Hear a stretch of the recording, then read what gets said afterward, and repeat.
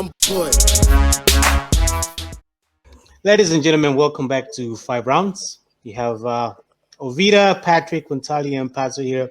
We're here to discuss about topics about anything that comes to mind, and we like to share with you guys what our thoughts, and we want you to write in the comments and what you think we can talk about it. So my thought today was let's talk about our president in Tanzania who just lost his life because of sickness. So I'll explain a little bit more of what's going on there. So apparently, when I was reading in the news, he's been sick for at least 2 weeks or a week or something like that. So after he got sick, he just disappeared. So there was nothing being said about him until his death. So they just announced his death like a couple of days ago that he died.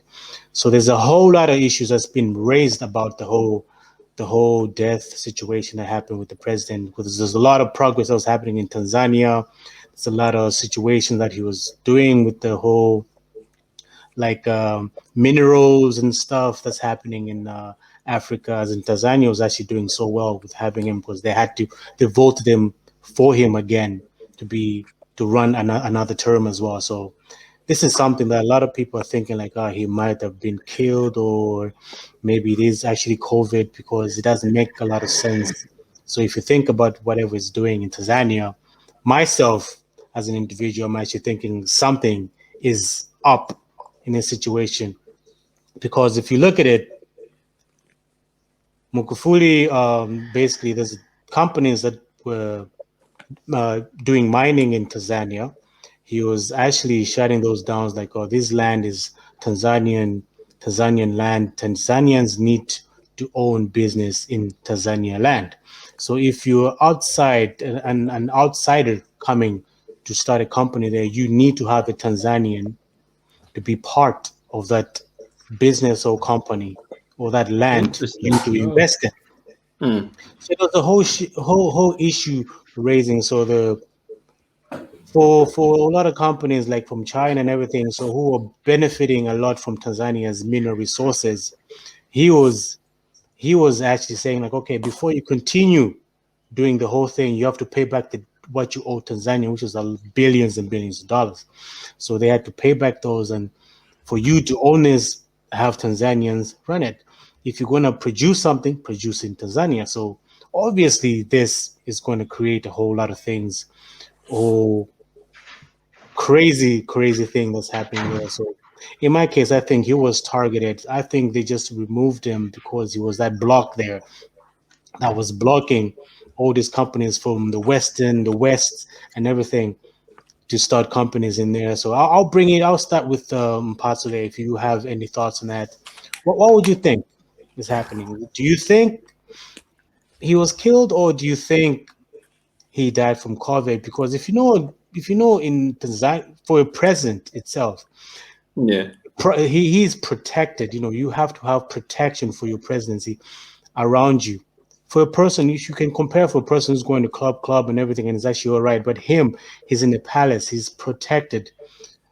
Everybody that comes to see him obviously has to get tested, and all these procedures has to go on. What would you Well, with my understanding, like I'm just learning about the story, is that some people are saying the opposition party was like talking about him, that he had COVID and all, and that was a problem. The report from the hospital is more like saying that heart complications. So, in terms of heart complications, it's really a tough conversation, because then when you think about it, like that's a very complicated kind of piece, like the brain.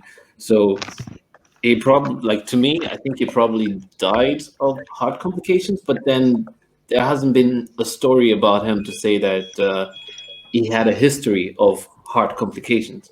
So it's well questionable. And then at the other end as well, like I'm stuck in between, whereby it's a very interesting topic where you see the succession of an African leader sparks up a huge interest by the Westerners and the other like Asians and stuff like that.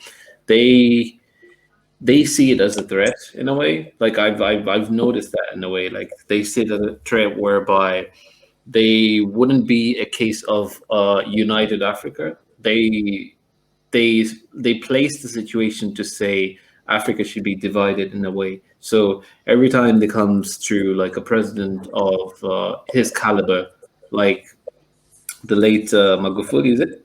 Yeah. And then there is Muammar Gaddafi, and then there is Robert Mugabe. These guys, they're pretty much pushing, boundaries, still going beyond what was expected of them, and it sparks up something. So on the other part, I think he was, it was part of a plot to take him down, but it must have been the opposition's interest, not the Europeans' interest. So that's where I stand in that situation. But from what I heard, as in before he was before he was elected second president again, the opposition actually said we would rather have him back because there was so much progress happening in Tanzania, because he's building a railway from I think the longest railway in Africa is actually doing. That's Yeah. impressive. So he's doing so much, as in, the whole thing that we have here in Ireland, like, in order for you to own a business, you have to register a business. Doesn't matter how small or big. So he's Yeah. trying to he's trying to have that mentality that they have, like in the European countries, like to make money for their nation, to put water where there's no water, to build houses where there's no houses. So he was trying to make the country not to depend on the West. Like, okay, we need aid. No, let's call this. No, he was like, oh no, we have our own doctors. Let's use our own doctors. Yeah, That's why, like with the vaccines as well, they wanted to give him vaccines. It's like, no, we don't want your vaccine. We have our own doctors. We'll make our own vaccines. You know what I mean? So he wants Africa to stand as one, as they shouldn't depend every time. It's just like cry out to the Europeans or Americans, like, okay, we need this, please help us. He wants us to stand as a nation, Tanzania needs to stand by himself. I think, like I said, I think in my case, this is a very deep thing. If you get into it, there's a lot of conspiracy theories going on.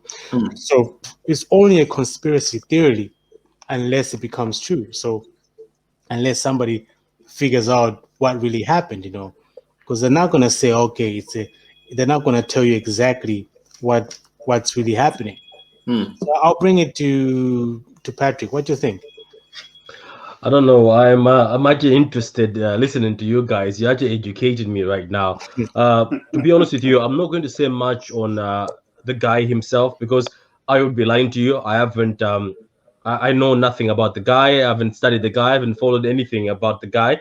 But from what you can tell me, and the reason why I think some people are suspecting foul play is because in Africa, every time somebody, a president or anybody tries to do something good for the sake of the country or for the sake of the continent of Africa, there's always, I can actually confidently say there's always either bad media towards that character.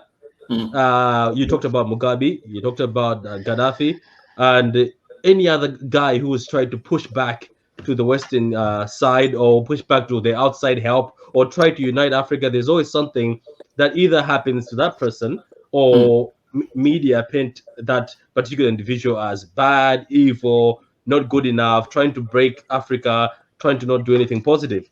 Now, if people, let's say, after he died and people are questioning this, as I said, I wouldn't be surprised because by the things you're telling me, it looks like this guy was going through the same route like Mugabe. He was going through the same route like Gaddafi, where he wanted to unite Africa and where he also wanted to be able to make sure that his country stands by themselves. They don't get aid from these NGOs. They don't get help from anybody else. So COVID or not, maybe it was COVID that took him. As you say, MP says he had some heart complications. Yeah. And it might be COVID, but there's something fishy about this because by the looks of things, this guy was pushing back to China. He was pushing China out of the country, and he was pushing other countries out of the country and saying Tanzania can stand on their own. So that's all I can say. As I said, I don't know much about the guy, but if I was in Tanzania right now and this happened, I would also be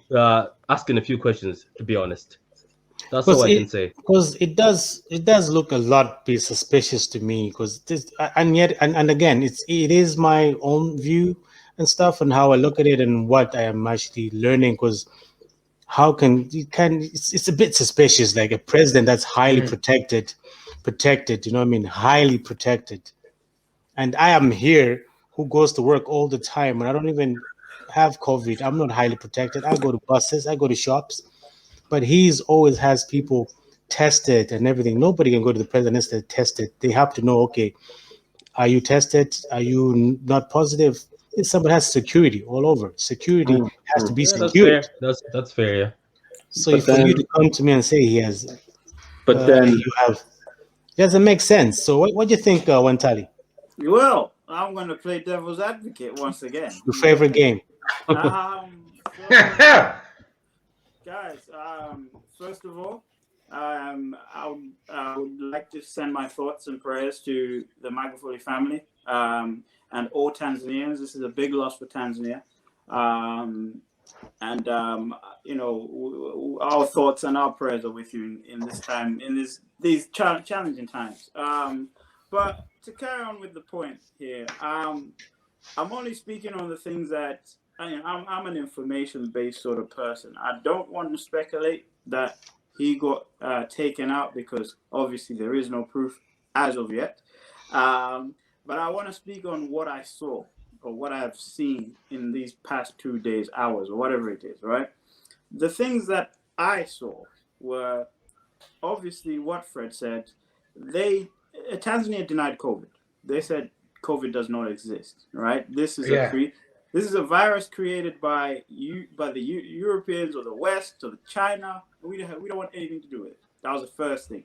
They did deny the vaccine, definitely. Yes. They also found a partnership in Madagascar, of course, to bring in what they believed was the cure for COVID. Now, the remedy for COVID. Now, straight away that struck something in my head. I said, first of all, if you don't believe in COVID, why are you going to buy a vaccine for it? You know? Exactly. That was the first thing I was thinking. Only recently, because Tanzanians haven't been wearing masks, right? Only recently is when they started wearing masks, when a minister of finance passed away. He was in a press conference. It's quite a popular video. He was in a press conference and he was coughing. And he said, look, I've got pneumonia. And I think he passed away. And then now they're saying, look, you've got to wear masks, but do not wear masks that come from other countries. Make them here, which is a good thing, you know. Again, promoting the economy. What they tried to do to control the virus was they were putting people. They created steam rooms, so people would walk into steam rooms. Yeah, you got to watch this video; it's quite interesting. People go into these steam rooms and come out, basically. And what the late President Magafuli said: look, COVID or not, you know, we've been guided by God, and we will get through this. Very positive message, I believe.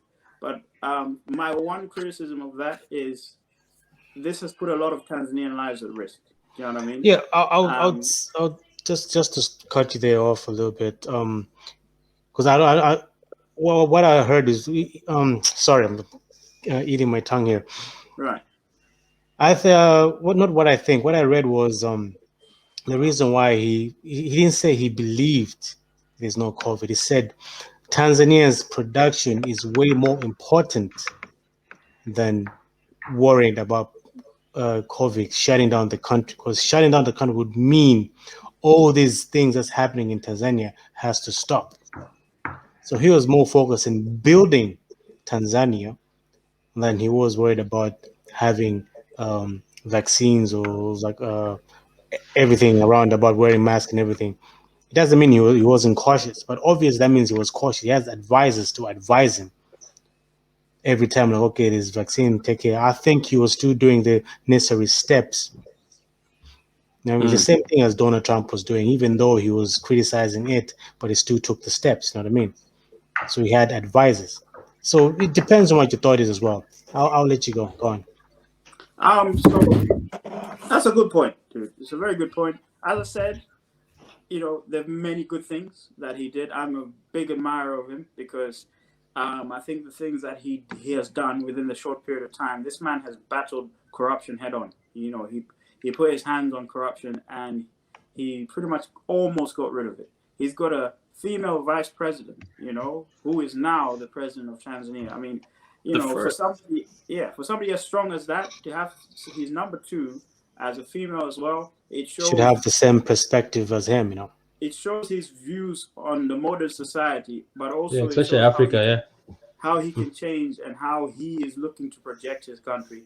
That was amazing. I felt it was, it was good. Really good. Like, but the practicality of safety is where I was like, this is the part that's very, very devastating, because there were secret funerals being held in Tanzania for people that had COVID. There were people that were dying of this virus, but they did not want to publicize that because obviously they didn't want to put fear into people. I understand that. Basic politics. I mean, I think it happened in the UK as well, where COVID was here, but they were taking a little bit longer to say, oh, people are actually dying from this. Until I think the reporters grasped it and thought, oh, wait a minute, people are dying of COVID. So this is when everyone started panicking. So, I can understand you're trying to control a situation, It could have been done better, but... Not trying to create panic. Yeah, it creates panic, yeah. So we're here now. But yeah, it's a very interesting topic. And it's just a shame that Tanzania has lost a very good leader. I just hope that the vice president shares the same vision as he does and just continues from where he's in the same way, yeah. True. So I will throw the same questions to you, Vita. What are your thoughts on this topic? In all fairness, right, the way I take it myself, the guy has passed away, and I mean it's very sad that has happened. He's such a great leader. Unfortunately, he had to pass that way. I'm very, very, very in between to think he was done with because of how he was trying to run his things. He was a leader that I don't think we have rare leaders like him in Africa that wouldn't tolerate corruption. Africa is yourself. We're all from Africa. Is a country is a continent where each country is full much of corruption. He's a guy that wouldn't accept any of that bullshit. There's an example there. Fighting higher powers as well. Yeah, there's an example I'll just give. I remember there was a video. He was on in a rally, and he went to a village where he paid 800 million for the water supplies agriculturally to be fixed in the area so people have clean water and all that. But we went in the rally, he realized people saying that they haven't got those services yet. So he's like, what you mean you haven't got those services? I released money towards the minister that is looking after this constituency for these things. And he literally picked up the phone while he's talking to the people and put it on loudspeaker, and he was talking to Mike and asking the guy about the money. And the guy couldn't properly explain what's going on. Yeah. And he fired the guy straight away there on the phone in front of everyone. On the spot. Yeah. He fired the guy there on the phone. He said, you know what? 800 million I gave you to fix a lot of money of water for these people. Yeah. And these people don't have the services that you asked the money for. It means that money was swindled. And he fired him straight on the point. To me, I appreciate him for doing things like that, because that's the type of leaders we need in our African countries. Because and he had no fear, Yeah, he was ready to do it. So I'm not surprised. Yeah, I'm not surprised when we can sit and think of thoughts of saying, yeah, he was done with, because he is the type of person that was giving a no to the Westerners or wherever if they want to give. Like he'll tell if. For likes of China built railways, they built buildings in their country. But China's got a problem. Whenever they come to Africa, they'll say, okay, we're going to build this road, but the workers should be, but the workers, should be from China. What I have done, I did my studies. I don't know if you knew about these guys. Do you know, like in Africa, we have certain roads built, and there's lots of Chinese who are working on the ground, not the engineers, but those hardworking people. Apparently, in China, they are prisoners. They are prisoners. Yes. They are prisoners. Imagine. This is part of the contract. It's part of the contract that China brings. The governments our governments know that the people coming in are prisoners. This is what they know. The government. Yes, they know, man. The government knows. They say, okay, because China then, as the contractor, they are not paying those people. They are paying the prison in China to say, okay, you bring these people, but these people are getting nothing. Those people are coming as a punishment as prisoners. Wait, you'll like be given a pay. They proper are criminals. Something. They are getting paid. They're getting paid. They'll get accommodation. They'll get where to stay. All that they're getting their families. Yeah, they're getting peanuts of that just to sustain them, but they're still doing that work because they're a prisoner. Yeah. So they won't get paid. That's why Magafuli said to them, he said, China, when they built the railway, and when he came in power, he said, anything else you guys want to build right here, right now, any worker on that site, I want 85% should be a person from Tanzania. Well, if you're not going to do that as well. Yeah, if you're not going to do that, then go bye. Because I also heard there was some contract you want to do in China. I don't know if it was about building a stadium or something like that. No, about building some company about minerals to extract minerals and everything. So we asked them. They came with the suggestion saying, if we build this, we are going to hire our own people, and that's the same thing that you're saying. Like they say, that's what they do. Yeah, that means that's what they do. They'll be there for like 30 years, and the guy said, like, hey, only a madman will accept these terms. You know what I mean? Exactly. You build this, and then you run it for 30 years. Does that make sense? Your own people now. That's what they do. That's what they do. The same way the railways. The railways. That's what before Magufuli came in power, the railways were run. If you go on YouTube, search the railways in Tanzania, all the inspectors are Chinese, because that's on the contract. It was on the contract that it would be run by the Chinese for certain years. So every single penny that is made on the railways is going back to what? China. Well, that's basically like thieving. That's stealing from your own country. I mean, exactly. what president do actually agree on such terms? It doesn't make sense. We're gonna mention a few,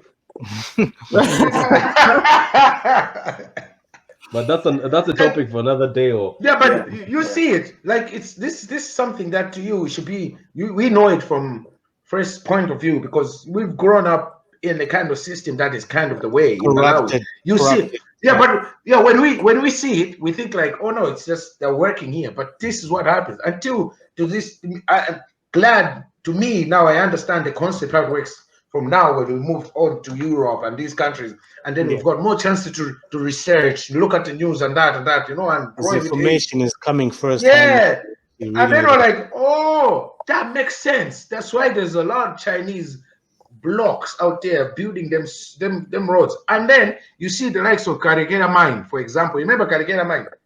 Yeah, no, yeah. Do you remember in Malawi? Oh yeah.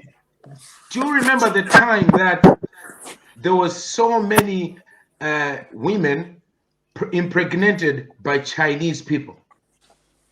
Do you remember the time? And they left. And all of them left. They were just prisoners. After everything was gone, they had to go back. And there was a lot of women who had kids that were Chinese and looking Chinese and Malawian. Yeah, you know what I mean? And it's not just now. It's also happening everywhere. In Kenya. Yeah. It's actually happening everywhere, to be honest. So he was at the forefront fighting against such things and trying to get employment for his own people. Okay. Yeah. So basically his first fight stop corruption. That's what stop corruption. Doesn't matter if you're Western, you're coming outside, coming to sell, extract materials from my country. He was trying to stop that. Whatever is from Tanzania stays in Tanzania. Let Tanzanians decide run it. And what you're saying is, whatever, if you want to come in here and you've got a business proposition you want to do in my country, it has to be run in my way, not your way. Because most countries. That's impressive. Yeah, and he was also bringing that same mentality where you have here in Ireland, like, okay, no other outsider can actually buy land in Ireland. You have to You have to, obviously, if you're married to a build it. Tanzanian or someone who is Tanzanian, to own a business on Tanzanian land. So you can't come yourself like, okay, I am Malawian, I'll have my own business there, I'll buy my own land there. No, you have to put a Tanzanian presence. So basically, he was trying to say this is Tanzanian land. It's the same mentality that they have here in Ireland. All the land is owned by the government, Irish government. For you to buy land here, you obviously have to be born here or married to a person from here. You can't just come from Africa and just say, okay, I'll buy 50 acres here. Doesn't happen. Rich man things. Yeah, it doesn't happen. So he was injecting mentality into Tanzanians, and a lot of people saw change with him with the first term. That's why they voted for him the second time. So there was a lot of change that was happening. Was Tanzania has lots of mineral resources and lots of companies, Western companies that are in there benefiting from the soil. So he was actually like, okay, how long have you done this? Oh, 30 years. Okay, you owe this amount of money for that amount of 30 years, that amount of tax that you haven't been paying for that money, for that time. Yeah, right. So he was trying to get that money back. And from that money he was doing, he was building Tanzania, building whatever. The bus station that they built in Tanzania, that place looks like an airport. Big massive. Check it out. Big massive, yeah. It looks like an airport, man. He Check built that out. as well. And it's a very nice bus place. When you go there, just like, okay, am I going to an airport or a bus station? So he was bringing it up. So I think, in my case, I think Westerners, whatever, have seen this progress. Like, this guy is gonna, now they can't depend on us. We're gonna lose more. So it's a business. Everything is a business, to be honest. There's a lot of people who are losing money. A lot of big companies are losing money. And for him, he knows that. And he had no fear but to fight against it, which I even spoke about it with one of my, Festo, one of our friends. I spoke to him like, this guy is going to get done with because of what he's doing. Because not a lot of higher power want this to happen in Africa. They don't want any woke person there, any woke person. Progress. They want Africa to depend on Europe, Western countries. But if you look at it, if you think and look, like, where does all this material that's developing all these Western people always comes from Africa? All these chips for the phones, all these things, the laptops, everything is manufactured, comes from Africa. They make all these things from Africa. So why can Africa use that to make money, to build Africa? We can't, because we are being hindered to rise. Africa needs you. If we talk about Mugabe, that's another topic as well. The oil now, they're like, okay, after we take Mugabe off, everything's gonna be okay. Look at it until now, and that fight was Mugabe has died how many years now? But there's still war there happening because they don't want another person to come. They still want to control those resources. So it's something that everybody can put their own thought into it. But if you do your own research, you understand it more. So anyway, I would say this thing concludes our topic of today, and it was nice having you guys brainstorm and everything. I've actually learned a lot of quite a bit from this topic as well, and I'm pretty sure our viewers have learned something as well. But anyway, if you guys have anything to say about this, any comments, please put it down there in the comments, and please like, subscribe, and we'll have what you think. Yeah. So we'll catch you again next week with another episode of our debates. But like we said again, please, if you have any thoughts on what we need to talk about, what we need to raise as a topic and brainstorm, please put it in the description, in the comments. Sorry. Peace.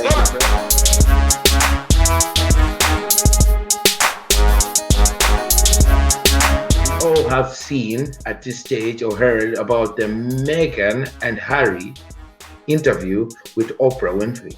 Well, if you look at the family tree, in a way, the family tree, at the very top of that family tree of the royal family, there's a black woman, and they erased her from that history. And I repeat this to those people who keep saying, oh, those questions are normal to ask. No, not once was I asked by anybody, the doctor, what color is the baby going to be? Nobody asked that.